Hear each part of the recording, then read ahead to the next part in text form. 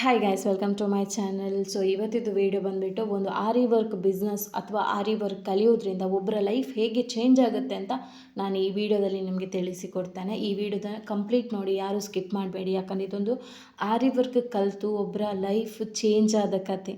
So ಇದನ್ನು ನೀವು ಎಲ್ಲರೂ ಕೇಳಬೇಕು.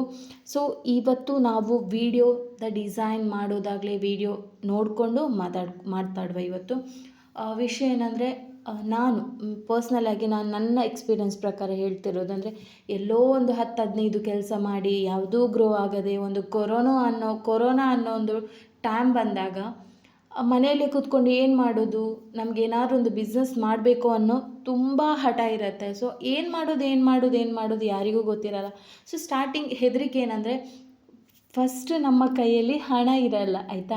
ಸೊ ನನ್ನ ಕೈಯಲ್ಲಿ ₹1 ಇರಲಿಲ್ಲ ಯಾವ ಬಿಸ್ನೆಸ್ ಮಾಡಲಿಕ್ಕೂ. ಔಟ್ಸೈಡ್ ಹೋಗಿ ಶಾಪ್ ಹಾಕಿ ಬಿಸ್ನೆಸ್ ಮಾಡುವಂಥದ್ದು ಧೈರ್ಯ ಕೂಡ ಇರಲಿಲ್ಲ. ಸೊ ನನಗೇನಿತ್ತು ಅಂದರೆ, ನಾವು ಮನೆಯಲ್ಲೇ ಕೂತ್ಕೊಂಡು ದುಡಿಬೇಕು.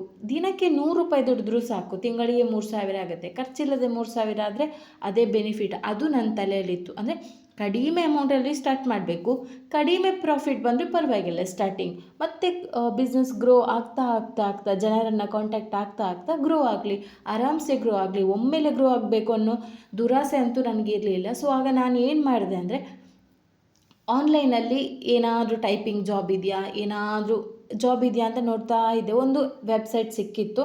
ಬಟ್ ಅದರಲ್ಲಿ ಏನು ಅಂದರೆ, ನಿಮಗೆ ದಿನಕ್ಕೆ ಎಷ್ಟೋ ಗಂಟೆ ಟೈಪ್ ಮಾಡಿದರೆ ₹5 ಸಿಗ್ತದೆ. ಸೊ ನನಗೂ ಪ್ರಾಬ್ಲಮ್ ಇರಲಿಲ್ಲ. ₹5 ಆದರೂ ಓಕೆ, ದಿನಕ್ಕೆ ಏನಾದರೂ ಒಂದು ಖರ್ಚಿಗೆ ಆಗುತ್ತಲ್ಲ ಅಂತ. ₹5 ದಿನ ಏನು ಹೋಗಲ್ಲ 5 ವರ್ಷಕ್ಕಿಂತ ಮುಂಚೆ, ಆದರೆ ಪರವಾಗಿಲ್ಲ, ಒಂದು ತಿಂಗಳಿಗೆ ಇಷ್ಟು ಅಂತ ಇನ್ಕಮ್ ಸಿಗುತ್ತಲ್ಲ ಅಂತ. ಸೊ ನಾನು ಅದನ್ನು ಸ್ಟಾರ್ಟ್ ಮಾಡಿದೆ. ಬಟ್ ಅದೇನಾಯಿತು ಅಂದರೆ, ಅದು ನಮಗೆ ನಮ್ಮ ಅಕೌಂಟಿಗೆ ಬರಬೇಕು ಅಂದರೆ ಮಿನಿಮಮ್ ₹500 ಆಗಬೇಕಂತೆ. ಈ ದಿನಕ್ಕೆ ₹5 ವರ್ಕ್ ಮಾಡಿ ₹500 ಯಾವಾಗ ಆಗೋದು? ಸೊ ನಾನೊಂದು 2 ದಿನ ಟೈಪ್ ಮಾಡಿದೆ ಇಡೀ ದಿನ.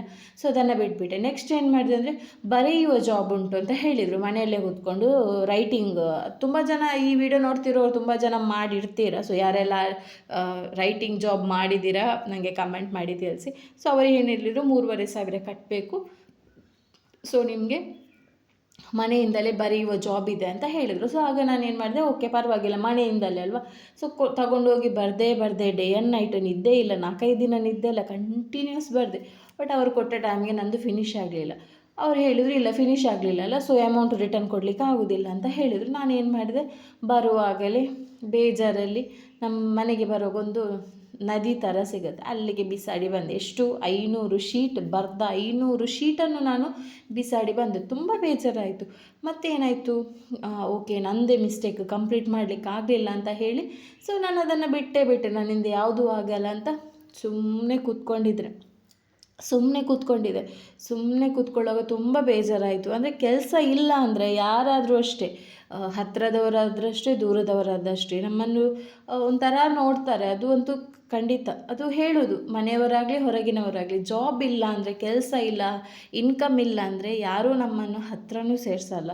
ಸೊ ಅದು ತುಂಬ ಬೇಜಾರಾಗುತ್ತೆ ಮನಸ್ಸಿಗೆ, ಆಯಿತಾ. ತುಂಬ ಸಪೋರ್ಟ್ ಮಾಡೋರು ತುಂಬ ಕಡಿಮೆ. ನಮಗೆ ಜಾಬ್ ಇಲ್ಲ, ನಮ್ಮ ಹತ್ರ ಹಣ ಇಲ್ಲ ಅಂತ ಹೇಳುವಾಗ 1-2 ಜನ ಸಿಗ್ಬೋದಷ್ಟೇ. ಅದು ಈಗ ಇಲ್ಲ, 2 ಜನನಿಲ್ಲ, ಒಬ್ಬರು ಯಾರಾದರೂ ಸಿಗ್ಬೋದು.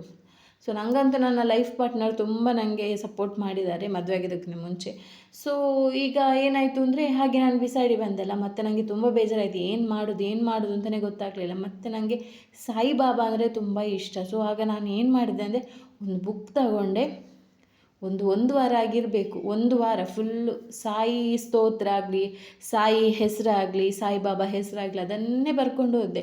ಅದನ್ನು ಬರೆದು ನನಗೇನೋ ಮನಸ್ಸಿಗೆ ಒಂಥರ ನೆಮ್ಮದಿ ಸಿಕ್ಕಿತು ನನಗೆ. ಆದರೂ ಒಂದು ಕಡೆ ಏನೋ ಬೇಜಾರಿತ್ತು, ಏನೂ ಮಾಡಲಿಕ್ಕಾಗ್ತಾಯಿಲ್ಲ, ಏನೂ ಜಾಬ್ ಮಾಡಲಿಕ್ಕಾಗ್ತಾಯಿಲ್ಲ. ನನಗೆ ಜಾಬಿಗೆ ಹೋಗೋದಂತೂ ಇಷ್ಟನೇ ಇರಲಿಲ್ಲ. ಏನಾದರೂ ಒಂದು ಅಂದರೆ, ನಾನು ಆಲ್ರೆಡಿ ಒಂದು 10 ವರ್ಷ ಜಾಬ್ ಮಾಡಿದ್ದೇನೆ ಹೊರಗಡೆ. ನನಗೆ ಸಾಕಾಗಿ ಹೋಗಿದೆ ಜಾಬಿದ್ದು, ವಹಿವಾಟೆ ಬೇಡ ಅಂತ. ಸೊ ಆಗ ನಾನು ಏನು ಮಾಡಿದೆ, ಸಾಯಿಬಾಬಂದು ತುಂಬ ಸ್ತೋತ್ರ ಅದು ಇದೆಲ್ಲ ಬರೆದು ಒಬ್ಬರು ನಮ್ಮ ಮನೆಗೆ ಬಂದರು ಮೆಹಂದಿ ಇಡಲಿಕ್ಕೆ ಅಂತ. ನಾನು ಆಗ ಮೆಹಂದಿ ಇಡ್ತಾ ಇದ್ದೆ. ಸೊ ಆಗ ಅವ್ರು ನನ್ನ ಹತ್ರ ಹೇಳಿದರು, ಇದು ನಿಮಗೆ ಇಷ್ಟು ಚೆನ್ನಾಗಿ ಮೆಹಂದಿ ಇಡ್ತೀರಲ್ಲ, ನೀವು ಆರಿ ವರ್ಕ್ ಹ್ಯಾಂಡ್ ಎಂಬ್ರಾಯ್ಡರಿ ಮಾಡ್ಬೋದಲ್ಲ. ಸೊ ನಿಮಗೆ ಅದರಲ್ಲಿ ಒಳ್ಳೆ ಬ್ಲೌಸ್ ಡಿಸೈನ್ ಎಲ್ಲ ಮಾಡಲಿಕ್ಕೆ ಬರುತ್ತೆ ಅಂತ ಆ ಒಂದು ವಿಷಯನ ನನ್ನ ತಲೆಗೆ ಹಾಕಿದರು. ನನಗೆ ಅಲ್ಲಿವರೆಗೂ ಆರಿ ವರ್ಕ್ ಏನು, ಹ್ಯಾಂಡ್ ಎಂಬ್ರಾಯ್ಡರಿ ಏನು ಅಂತಲೇ ಗೊತ್ತಿರಲಿಲ್ಲ. ಸೊ ನನಗೆ ಅದರ ABCDನೂ ಗೊತ್ತಿರಲಿಲ್ಲ 5 ವರ್ಷಕ್ಕಿಂತ ಮುಂಚೆ. ಸೊ ಅವ್ರು ಹೇಳಿದ್ರಲ್ಲ ಅಂತ ಹೋಗಿ ನಾನು ಅಂದರೆ ಯೂಟ್ಯೂಬೆಲ್ಲ ನೋಡಿದೆ. ಸೊ ಅದರಲ್ಲಿ ಸ್ವಲ್ಪ ಸ್ವಲ್ಪ ಡಿಸೈನ್ ಬರ್ತಿತ್ತು, ಸ್ವಲ್ಪ ಸ್ವಲ್ಪ ನಾನು ನಾರ್ಮಲ್ ನೀಡಲಲ್ಲಿ ಕಲಿತೆ. ಹಣ ಇರಲಿಲ್ಲ ನನ್ನ ಹತ್ರ ಐಟಮ್ ತೊಗೊಂಡು ಬರಲಿಕ್ಕೆ ಸ್ಟಾರ್ಟಿಂಗ್ ಕಲಿಯುವಾಗ. ಸೊ ಆಗ ನಾನು ಏನು ಮಾಡಿದೆ ಅಂದರೆ ಐಸ್ ಕ್ರೀಮ್ ಬಾಯಿ ಬರುತ್ತಲ್ಲ, ಐಸ್ ಕ್ರೀಮ್ದು ಡಬ್ಬದ್ದು ಮುಚ್ಚಳ, ಅದನ್ನು ಹೋಲ್ ಮಾಡಿ ಅದರಲ್ಲಿ ಒಂದು ರಿಂಗ್ ಥರ ಮಾಡಿ ಹಾಗೆಲ್ಲ ಮಾಡಿಕೊಂಡು ಕಲಿತೆ. ಅದು ಈಗ ನಾನು ಯಾವುದರಲ್ಲಿ ಬೀಡ್ಸ್ ಸ್ಟಿಚ್ ಮಾಡ್ತೇನೆ ನೋಡಿ, ಆ ನೀಡಲಲ್ಲಿ ನಾನು ಚೈನ್ ಸ್ಟಿಚ್ ಆಗಲಿಕ್ಕೆ ಟ್ರೈ ಮಾಡಿದ್ದು. ಬಟ್ ಅದು ನಂದು ಫಸ್ಟಿಗೆ ಫೇಲ್ ಆಯಿತು, ಯಾಕಂದರೆ ನನಗೆ ಕರೆಕ್ಟ್ ಮೆಟೀರಿಯಲ್ ನಾಲೆಜ್ ಇರಲಿಲ್ಲ. ಆಗ ಯೂಟ್ಯೂಬಲ್ಲಿ ಇಷ್ಟು ಏನು ವೀಡಿಯೋಸ್ ಇರಲಿಲ್ಲ ನಾನು ಕಲಿಯುವಾಗ. ಸೊ 5 ವರ್ಷಕ್ಕಿಂತ ಮುಂಚೆ, 5-6 ವರ್ಷಕ್ಕಿಂತ ಮುಂಚೆ. ಸೊ ಆಗ ನಾನು ಏನು ಮಾಡಿದೆ, ಸೊ ಹೇಗೂ ಕಲಿತೆ ಲಾಸ್ಟ್ ನಾರ್ಮಲ್ ನೀಡಲಲ್ಲಿ ಕಲಿತೆ. ಒಂದು 8 ತಿಂಗಳು ನಾರ್ಮಲ್ ನೀಡಲಲ್ಲೇ ಬ್ಲೌಸ್ ಡಿಸೈನ್ ಮಾಡಿ ಕೊಡ್ತಾ ಇದ್ದೆ. ಬಟ್ ಆಗೇನಾಯಿತು ಅಂದರೆ ಕೆಲವು ಬ್ಲೌಸ್ ಡಿಸೈನ್ ಒಳ್ಳೆ ಡಿಸೈನ್ ಬರ್ತಿತ್ತು, ಕೆಲವುದು ಅಷ್ಟು ಏನು ಪರ್ಫೆಕ್ಟ್ ಆಗ್ತಿರಲಿಲ್ಲ. ಆಗ ಟೈಲರ್ಸ್ನವ್ರು ಕೆಲವರು ಕೊಟ್ಟಿದ್ದರು, ಕೆಲವರು ರಿಟರ್ನ್ ತಗೊಂಡು ಹೋದ್ರು. ಯಾಕಂದರೆ ಅವ್ರಿಗೂ ಕಸ್ಟಮರಿಗೆ ಕೊಡಬೇಕಲ್ಲ, ಹಣ ತಗೊಳ್ಬೇಕಲ್ಲ. ಸೊ ಹಾಗಾಗಿ ಸ್ಟಾರ್ಟಿಂಗ್ ನಾನು ₹500, ₹200, ₹300 ಆ ರೀತಿ ಬ್ಲೌಸ್ ಡಿಸೈನ್ನ ಸ್ಟಾರ್ಟ್ ಮಾಡಿದೆ.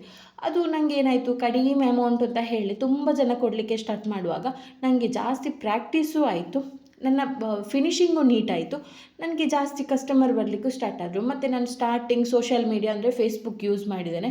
ಫೇಸ್ಬುಕ್ಕಲ್ಲಿ ಸ್ವಲ್ಪ ಜನ ನನಗೆ ಕೇರಳದವರು ಮತ್ತು ಈ ಪೂನಾ, ಕೋಲ್ಕತ್ತಾ, ಮುಂಬೈ ಅಲ್ಲಿಂದ ಆರ್ಡ್ರ್ ಬರಲಿಕ್ಕೆ ಸ್ಟಾರ್ಟ್ ಆಯಿತು. ಅಂದರೆ ನಮ್ಮದು ಮಂಗಳೂರಿನವರೇ ಅಲ್ಲಿ ಹೋಗಿ ಸೆಟ್ಲ್ ಆದವರು ಕೊಡಲಿಕ್ಕೆ ಸ್ಟಾರ್ಟ್ ಮಾಡಿದರು. ಆಗ ನನ್ನ ಬಿಸ್ನೆಸ್ ಒಂದು ಮಟ್ಟಿಗೆ ಗ್ರೋ ಆಯಿತು. ಮತ್ತು ನಾನು ಆರಿ ವರ್ಕ್ ಸ್ಟಾರ್ಟ್ ಮಾಡಿ 3 ವರ್ಷ ಆದಮೇಲೆ ನಾನು ಯೂಟ್ಯೂಬ್ ಚಾನಲ್ ಓಪನ್ ಮಾಡಿದೆ. ಯೂಟ್ಯೂಬ್ ಚಾನಲ್ ಓಪನ್ ಮಾಡಿ ಸ್ವಲ್ಪ ಸ್ವಲ್ಪ ಗ್ರೋ ಆಗಿ ಒಂದು 4 ತಿಂಗಳಾಗುವಾಗ ನಂದು ಚಾನಲ್ ಮೊನೆಟೈಸೇಷನ್ ಆಯಿತು. ಸೊ ಮೊನೆಟೈಸೇಷನ್ ಆಗಿ ನನಗೆ ಅದರಿಂದ ಅಮೌಂಟ್ ಏನಷ್ಟು ಬಂದಿಲ್ಲ. 1.5 ವರ್ಷದಲ್ಲಿ ಒಂದು 3-4 ಸಲ ಬಂದಿರ್ಬೋದು, 10-10 ಸಾವಿರ, ಅಷ್ಟು ಹೇಳಿಕೊಳ್ಳುವಷ್ಟು ಇಲ್ಲ. ಬಟ್ ನನಗೆ ಯೂಟ್ಯೂಬ್ ಚಾನಲ್ ಸ್ಟಾರ್ಟ್ ಮಾಡಿ ಮೊನೆಟೈಸೇಷನ್ ಅಮೌಂಟಿಗಿಂತ ಜನರನ್ನು ಜಾಸ್ತಿ ಕಾಂಟ್ಯಾಕ್ಟ್ ಆದೆ, ಜಾಸ್ತಿ ಆರ್ಡ್ರ್ ಬಂತು ಬೇರೆ ಕಡೆಯಿಂದ, ಜಾಸ್ತಿ ಕ್ಲಾಸ್ ಇದ್ದು ನಾನು ಸ್ಟೂಡೆಂಟ್ ಇದ್ದು ನನಗೆ ಸಿಕ್ಕಿತು. ಸೊ ಹಾಗಾಗಿ ನಾನು ಈ ಆರಿ ವರ್ಕಲ್ಲಿ ಇಲ್ಲಿ 5 ವರ್ಷದವರೆಗೂ ಯಾವುದೇ ಲಾಸ್ ಇಲ್ಲದೆ ನಂದು ಓನ್ ಕಷ್ಟಪಟ್ಟು ಪರಿಶ್ರಮದಿಂದ ಇಲ್ಲಿವರೆಗೆ ಬಂದಿದ್ದೇನೆ. ಸೊ ಇದರಿಂದ ನೀವೇನು ತಿಳ್ಕೊಳ್ಬೇಕಾದದ್ದು ಅಂದರೆ, ಹಣನೇ ಇಲ್ಲ ನಮ್ಮ ಹತ್ರ, ಹಣನೇ ಇಲ್ಲದೊಂದು ಟೈಮ್ ಇತ್ತು ನನ್ನ ಹತ್ರ, ₹10 ಆಗಲಿ ₹100 ಆಗಲಿ ಇಲ್ಲದ ಟೈಮ್ ಇತ್ತು. ಸೊ ಆಗ ನನ್ನ ಹಸ್ಬೆಂಡ್, ಅಂದರೆ ಈಗ ಹಸ್ಬೆಂಡ್ ಆಗಿದ್ದಾರೆ, ಮೊದಲು ನಾವು ಲವ್ ಮಾಡ್ತಿರುವಾಗ ತುಂಬ ಸಪೋರ್ಟ್ ಮಾಡಿದ್ದಾರೆ. ಅವರಿಂದ ನಾನು ಇಷ್ಟುವರೆಗೆ ಬಂದೆ. ನಾನು ಎಷ್ಟೋ ಸಲ ಅವರ ಹತ್ರ ಹೇಳಿದ್ದೇನೆ, ಇಲ್ಲ ನಾನು ಈ ಜಾಬ್ ಕ್ವಿಟ್ ಅಂದರೆ ಈ ವರ್ಕ್ ಬೇಡ, ನನಗೆ ಕಷ್ಟ ಅವರು ಹೇಳಿದ್ರು, ಇಲ್ಲ ಮಾಡು ಆಗ್ತದೆ ಅಂತ ಹೇಳಿ ಸಪೋರ್ಟ್ ಮಾಡುವಾಗ ನಾನು ಇಲ್ಲಿವರೆಗೆ ಬರಲಿಕ್ಕೆ ನನಗೆ ಹೆಲ್ಪ್ ಆಯಿತು. ಸೊ ಇದರಿಂದ ನಿಮಗೇನು ಗೊತ್ತಾಗುತ್ತೆ ಅಂದರೆ, ನಮ್ಮ ಹತ್ರ ಹಣ ಇಲ್ಲ ಪರವಾಗಿಲ್ಲ, ನಮ್ಮ ಹತ್ರ ತಾಳ್ಮೆ ಬೇಕು, ಕಲಿತೇವನ್ನು ಹಠ ಬೇಕು. ಇದರಿಂದ ಏನಾಗುತ್ತೆ, ನೀವು ಲೈಫಲ್ಲಿ ಈಗ ನೀವು ₹100, ₹200 ದುಡಿತಿದ್ರೆ ಒಂದು 6 ತಿಂಗಳಾದಮೇಲೆ ಅದೇ ₹100-200 ಪರ್ ದಿನಕ್ಕೆ 1,000-2,000 ದುಡಿಯುವವರೆಗೆ ಈ ಆರಿ ವರ್ಕ್ ನಿಮ್ಮನ್ನು ತಂದು ನಿಲ್ಲಿಸುತ್ತೆ. ಅದಕ್ಕೆ ಹೇಳೋದು, ನೀವು ಮನೆಯಲ್ಲಿ ಕೂತ್ಕೊಂಡಿರ್ತೀರಲ್ಲ, ಬೇಜಾರು ಮಾಡಬೇಡಿ, ನಿಮಗೂ ಒಂದು ಲೈಫ್ ಇದೆ. ಅಂದರೆ ಆ ಲೈಫನ್ನು ನೀವು ಗ್ರೋ ಮಾಡ್ಕೊಳ್ಳಿ. ಇರುವಾಗೆ ಎಷ್ಟು ದಿನ ಅಂತ ಇರ್ತೀರ, ಏನಾದರೂ ಒಂದು ಸಾಧಿಸಿ, ಕಷ್ಟಪಡಿ, ಹಾರ್ಡ್ ವರ್ಕ್ ಮಾಡಿ. ಮನೆಯಲ್ಲೇ ಕೂತ್ಕೊಂಡು ಎಲ್ಲ ವರ್ಕು, ಎಲ್ಲ ಡಿಸೈನ್ಸು ಕಲಿಬೋದು, ಯೂಟ್ಯೂಬಲ್ಲಿ ಕಲಿಬೋದು. ನಮ್ಮದು ಕ್ಲಾಸ್ ಇದೆ, aari work online class, Tanjore painting class, ಅದಕ್ಕೆ ಬೇಕಾದರೂ ಜಾಯ್ನ್ ಆಗಿ ಕಲಿಬೋದು.